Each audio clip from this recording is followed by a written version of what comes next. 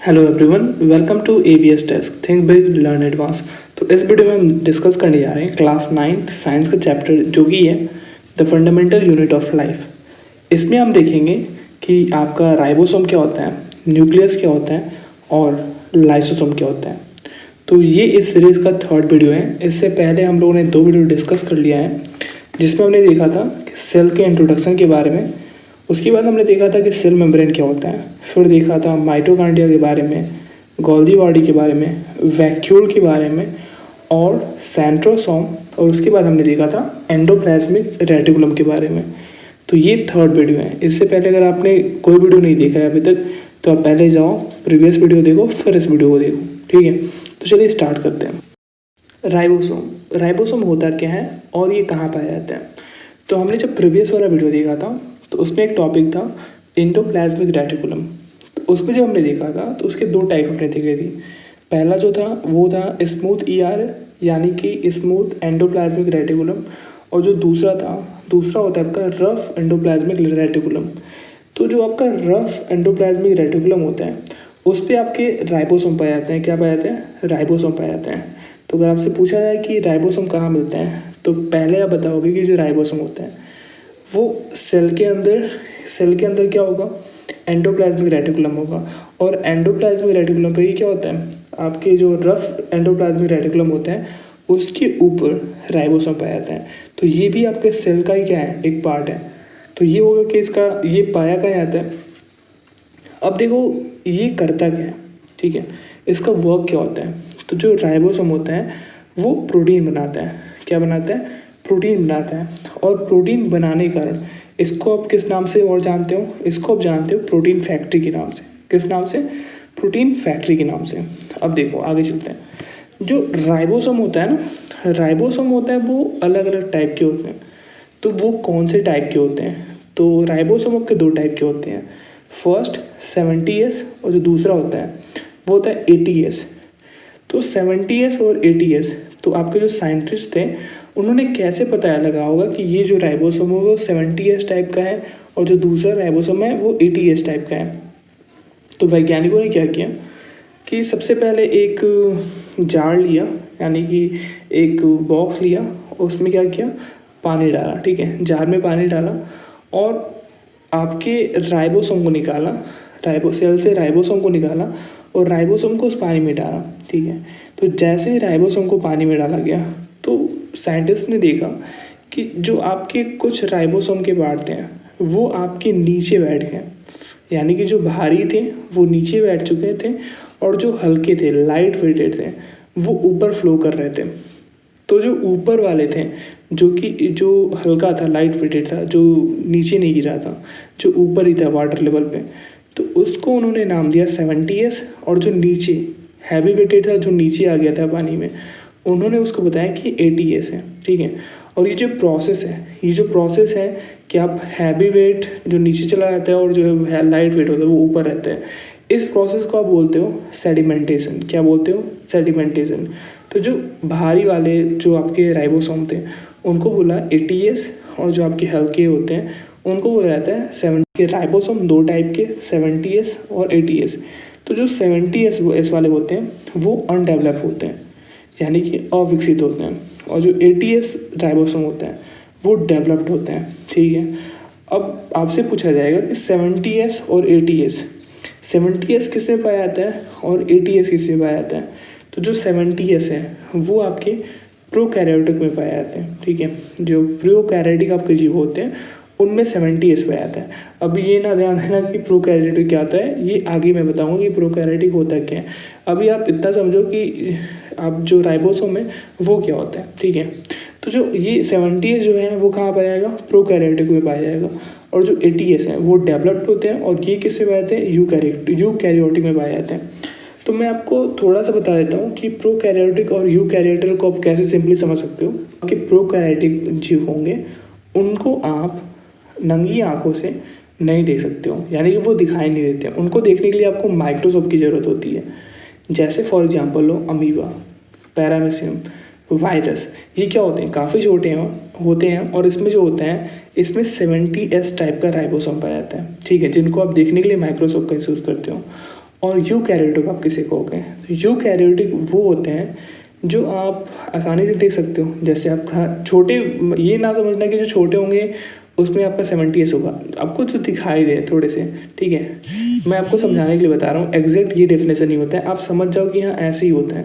तो जो आपका यूकैरियोटिक होता है वो क्या होता है, जैसे आप खटमल मान लो, चींटी मान लो, पेड़ मान लो, ये क्या होते हैं, ह्यूमन मान लो, ये आपके यूकैरियोटिक होते हैं, ठीक है, जिनको आप देख सकते हो, जो कि डेवलप्ड होते हैं। और जबकि प्रोकैरियोटिक होते हैं वो अनडेवलप्ड होते हैं, उनमें आपका 70s पे आता है। आप खुद सोचो कि जो 70s होता है वो हल्का होता है और जो 80s होता है वो भारी होता है। तो जो छोटे होंगे उनमें क्या होगा, उनको चलने के लिए भी तो चाहिए, तो 70s उसमें पाया जाता है, उनमें राइबोसोम छोटा होता है और हल्का होता है, तो प्रोकैरियोटिक में ये 70s पाया जाता है। और जो यूकैरियोटिक होते हैं, जैसे ह्यूमन हो गया, चींटी हो गई, पेड़ हो गई, इनमें क्या पाया जाता है, इसमें 80s राइबोसोम पाया जाता है। तो आई होप कि आपको इतना समझ में आ गया होगा कि राइबोसोम होता क्या है और उनके दो टाइप कौन कौन से होते हैं, ठीक है। अब हम आगे चलते हैं। अब हम देखते हैं कि न्यूक्लियस क्या होता है। क्या देखेंगे, न्यूक्लियस क्या होता है। तो न्यूक्लियस पहले देखते हैं कि न्यूक्लियस कहाँ पे होते हैं। तो न्यूक्लियस भी आपके सेल में पाया जाता है, ठीक है। जो आपका सेल होता है उसी में आपके, उसी के अंदर न्यूक्लियस होता है। तो न्यूक्लियस का काम क्या होता है, तो न्यूक्लियस का काम आपका कंट्रोलर के रूप में होता है, यानी कि ये कंट्रोलर ऑफ सेल कहलाता है। यानी कि जो सेल में जितने भी आपके एलिमेंट होते हैं उनको क्या करता है, उनको ये कंट्रोल करता है। जैसे आपके बॉडी में, आपके बॉडी के टोटल पार्ट को कौन कंट्रोल करता है, आपका ब्रेन करता है। वैसे ही आप समझ लो कि जो न्यूक्लियस होता है वो आपके सेल का क्या होता है, ब्रेन होता है, ठीक है, कि पूरा कंट्रोलिंग का काम न्यूक्लियस को ही होता है, ठीक है। अब देखो, एक क्वेश्चन आपसे पूछा जाएगा कि न्यूक्लियस को डिस्कवर किसने किया था, यानी कि पहले कौन ऐसे व्यक्ति थे जिन्होंने ये बताया लगा कि ये आपका न्यूक्लियस है। तो आपका जो साइंटिस्ट थे वो थे रॉबर्ट ब्राउन। क्या थे, रॉबर्ट ब्राउन। अब देखो इसको याद करने की ट्रिक कि न्यूक्लियस को किसने खोज किया था, कि आप इसको कैसे याद कर सकते हो।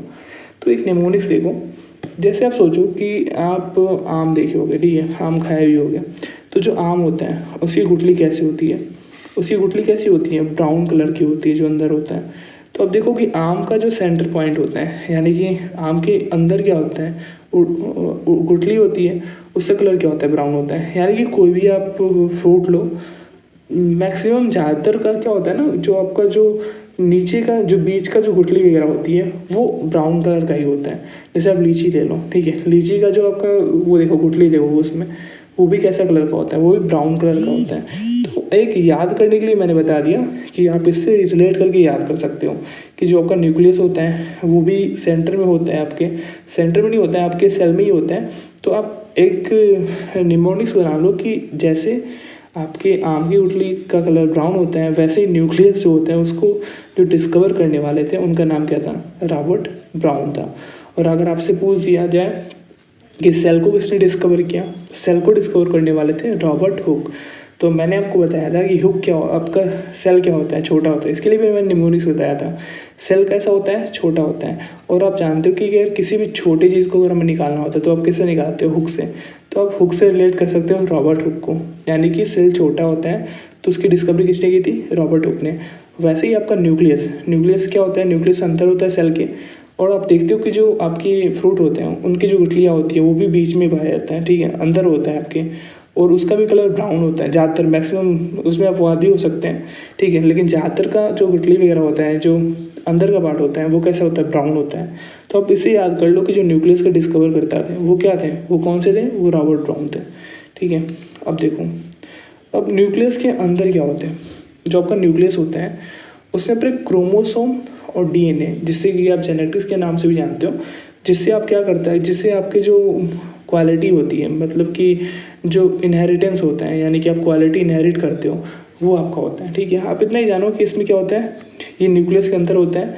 न्यूक्लियस के अंदर क्या होता है, क्रोमोसोम और डीएनए होता है। इसको और हम आगे डिस्कस करेंगे पूरे क्रम से कि हाँ न्यूक्लियस क्या होता है और इसमें क्रोमोसोम क्या होता है, डीएनए क्या होता है और उनका वर्क क्या होता है। और देखो जो न्यूक्लियस होता है उसमें अगर आपसे पूछा जाए कि उसका कंस्ट्रक्शन कैसे होता है, उसमें क्या क्या होते हैं, तो जो आपका न्यूक्लियस होता है उसमें प्रोटीन की मात्रा 80% होता है और जो डीएनए होता है वो 20% होता है। ठीक है। तो आपका जो न्यूक्लियस हुआ उसमें प्रोटीन 80% और डीएनए 20%।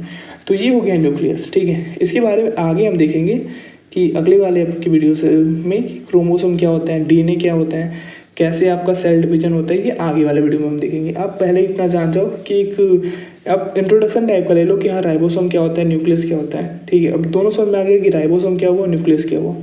अब हम देखते हैं लाइसोसोम की क्या होता है, लाइसोसोम क्या होता है। तो पहला कि जो लाइसोसोम को डिस्कवर करने वाले थे उनका नाम क्या था। तो जो लाइसोसोम को डिस्कवर करने वाले साइंटिस्ट थे उनका नाम था डी डुबे। क्या नाम था, डी डुबे, ठीक है। जैसे न्यूक्लियस के कौन थे, रॉबर्ट ब्राउन। लाइसोसोम के कौन है, डी डुबे। इनको आप याद रखना कि हाँ ये आपके डिस्कवर करता था, इन्होंने ही खोज किया था, क्योंकि आपसे एमसीक्यू में डायरेक्ट क्वेश्चन पूछा सकते हैं, ठीक है। तो लाइसोसोम को डिस्कवर करता डी डुबे। अब देखो ये कैसा होता है, तो जो इसका स्ट्रक्चर होता है वो थैलेड के टाइप का होता है। किस टाइप का, थैलेड के टाइप का होता है। जैसे आप बैग देखे हुए थैली, उस टाइप का इसका स्ट्रक्चर होता है। और इस स्ट्रक्चर में इसमें क्या होते हैं, इसमें आपके हाइड्रोलाइटिक एंजाइम होते हैं। क्या होते हैं, इसमें हाइड्रोलाइटिक एंजाइम होता है। और इस एंजाइम का काम क्या होता है, इस एंजाइम का काम होता है पाचन करना, ठीक है। पाचन करने का काम किसका होता है, हाइड्रोलाइटिक एंजाइम का काम होता है। अब देखो ये क्या करते हैं, ये सेल में ये भी सेल के अंदर पाया जाता है। ये सेल में जो और सारे एलिमेंट है जैसे माइटोकॉन्ड्रिया है, राइबोसोम है, गोल्जी बॉडी है, सेंट्रोसोम है, ये पूरे मेंबर को क्या करते हैं, इन पे उनको मॉनिटर करते हैं, ठीक है।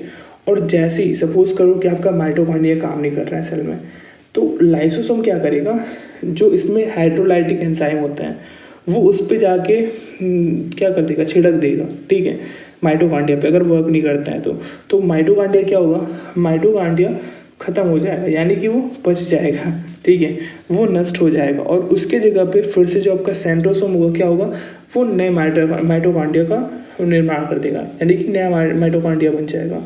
तो आपका जो लाइसोसोम होता है वो क्या करता है कि अगर वो एलिमेंट अच्छे से काम नहीं करेगा तो उसको क्या कर देगा, उसको हटा देगा, उसका काम तमाम कर देगा, उसको बचा देगा, ठीक है, उसको ख़त्म कर देगा। अब देखो, अब तो ये हो गया एक एलिमेंट अगर काम नहीं कर रहा हो, जैसे मान लो माइटोकॉन्ड्रिया काम नहीं कर रहा हो। अब देखो कि अगर सेल में भी काफ़ी सारे एलिमेंट होते हैं, जैसे माइटोकॉन्ड्रिया होता है, राइबोसोम होता है, गोल्जी बॉडी होता है, सेंट्रोसोम होता है, एंडोप्लाज्मिक रेटिकुलम होते हैं, और सारे एलिमेंट होते हैं। तो अगर मान लो कि पूरा सेल ही क्या हो, ख़राब हो जाए, यानी कि सेल के अंदर जो भी चीज़ है वो पूरा ख़राब हो जाए, कोई भी वर्क नहीं कर रहा है अपना, तो ये क्या करेगा, ये जो होते हैं वो थैली के समान होते हैं और इसमें हाइड्रोलाइटिक एंजाइम होता है, तो ये पूरा थैली फट जाएगा। अगर ये पूरा लाइसोसोम की थैली फट जाए तो जो हाइड्रोलाइटिक एंजाइम है वो सारे और जो आपके एलिमेंट हैं सेल के उन पे जाएगा, और उससे क्या होगा कि पूरा जो सेल है, यानी कि वो पर्टिकुलर सेल जिसमें लाइसोसोम की थैली फटी है वो पूरा क्या हो जाएगा, नष्ट हो जाएगा, यानी कि उसके जितने भी मेंबर ऑर्गन थे वो क्या हो जाएगा, नष्ट हो जाएगा। क्यों, क्योंकि वो सारे ऑर्गन ठीक से काम नहीं कर रहे थे। तो लाइसोसोम क्या करता है, ये आपका ये जो आपके इसमें जो एंजाइम होते हैं वो क्या कर देगा, पाचन करेगा, यानी कि जो खराब आपके ऑर्गन थे, यानी कि जो माइटोकॉन्ड्रिया खराब हो गया, राइबोसोम खराब हो गया, गोल्जी बॉडी खराब हो गया, यानी कि वो अपना काम नहीं कर रहे, तो उनको सही करने का, यानी कि उनको नष्ट करने का काम किसका होता है, लाइसोसोम का होता है। क्या होता है, किसका, लाइसोसोम का। तो इस एक्टिविटी को देखते हुए कि इसका काम ही क्या होता है, सबको मारना, तो इसका एक निकनेम दिया गया। क्या नाम दिया गया, इसका निकनेम दिया गया, इसको बोला जाता है सुसाइडल बैग। क्या, सुसाइडल बैग। तो ये आपके सेल के सुसाइडल बैग कहलाती है, ठीक है। जो आपके सेल में जो आपके अलग अलग जो आपके एलिमेंट है, माइटोकॉन्ड्रिया, राइबोसोम, अगर वो काम नहीं करते तो उनको क्या करना, उनको सफाया करने का काम करते हैं, ठीक है। कौन करते हैं, लाइसोसोम करते हैं। सपोज करो कि आपको जब चोट लगता है, यानी कि आपके हाथ पे चोट लग गया, जब आपके हाथ पे चोट लग जाता है तो आप देखते हो कि वहाँ पे काला टाइप का पड़ जाता है। अगर तेज चोट लग जाए तो वहाँ पे काला पड़ जाता है। तो काला पड़ने का मतलब क्या हुआ कि आपका जहाँ पे चोट लगा है उस एरिया की जितनी भी सेल्स हैं वो क्या हो गई, वो नष्ट हो गई। यानी कि जो सेल नष्ट हुआ तो उसमें का आपका माइटोकॉन्ड्रिया, राइबोसोम, लाइसोसोम भी, और जो भी आपके उसमें मेंबर थे आपके जो सेल में पाए जाते हैं, टोटल क्या हो गए, टोटल डिस्ट्रॉय हो गए, यानी कि सब खत्म हो गए। तो यहाँ पे अगर लाइसोसोम भी मर गया तो वो जो सेल हैं, वो सेल में जो आपके जो कार्य नहीं करने, उनको सही कोई नहीं कर पाएगा। तो अब क्या होता है ना कि आपके जो बगल वाले सेल से क्या होता है, लाइसोसोम आता है, बगल वाला सेल आपके लाइसोसोम लाएगा, लाइसोसोम से जो खराब सेल थे उनको पहले डिस्ट्रॉय करेगा और फिर क्या करेगा, फिर जो सेंट्रोसोम होंगे वहाँ पे नए आपके सेल डिवीजन के थ्रू नए सेल का निर्माण करेंगे। तो ये होता है आपका लाइसोसोम का काम। आई होप कि आपको समझ में आ रहा होगा कि लाइसोसोम करता क्या है। आप इतना समझ लो कि लाइसोसोम क्या है, सुसाइडल बैग है, यानी कि ये सफाई करने का काम करते हैं कि अगर कोई भी एलिमेंट अच्छे से काम नहीं कर रहा है तो उसको साफ कर देगा, यानी कि उसको बचा के ख़त्म कर देगा। कौन? लाइसोसोम करेगा। ठीक है, अब देखते हो कि अब जो ब्लड होता है, ठीक है, ब्लड में आपका लाइसोसोम नहीं पाया जाता है। कैसे? तो आप पहले देखो ब्लड किससे मिलके बना होता है। तो ब्लड जो होता है वो आपके 3 एलिमेंट्स होते हैं ब्लड में। फर्स्ट जो होता है वो होता है उसमें WBC, सेकेंड प्लेटलेट, और थर्ड जो होता है वो होता है RBC होता है। तो जो WBC होता है उसका लाइफ साइकिल भी जान लेते हैं कि जो WBC का लाइफ साइकिल होता है वो 4 डे होता है, प्लेटलेट्स का 7 डे होता है और RBC का 120 डे होता है। तो हम जानते हैं कि जो ब्लड है, यानी कि जो RBC है, उसमें लाइसोसोम नहीं पाया जाता है। तो अगर लाइसोसोम नहीं पाया जाता है तो इसको साफ कौन करता है? ठीक है, अगर मान लो इसमें कोई दिक्कत आती है, यानी कि 120 दिन इसका लाइफ साइकिल होता है, तो इसके बाद साफ कौन करेगा? अगर इसमें लाइसोसोम ना पाया जाता है तो इसको साफ करने का काम होता है हमारे बॉडी का एक दूसरा ऑर्गन होता है जिसका नाम है स्प्लीन। क्या नाम है? स्प्लीन, जिसको हिंदी में प्लिया बोलते हैं। तो स्प्लीन में क्या होता है ना, स्प्लीन आपके RCB को साफ करता है। इसीलिए RCB का कब्र कौन कहलाता है? स्प्लीन कहलाता है। तो आपसे पूछा जा सकता है कि RCB का कब्र किसे कहते हो, तो आप स्प्लीन आंसर दोगे। स्प्लीन को, यानी कि प्लिया को RCB का कब्र कहा जाता है। ठीक है, यानी कि RBC में, सॉरी RCB नहीं, RBC में आपका लाइसोसोम नहीं पाया जाता है।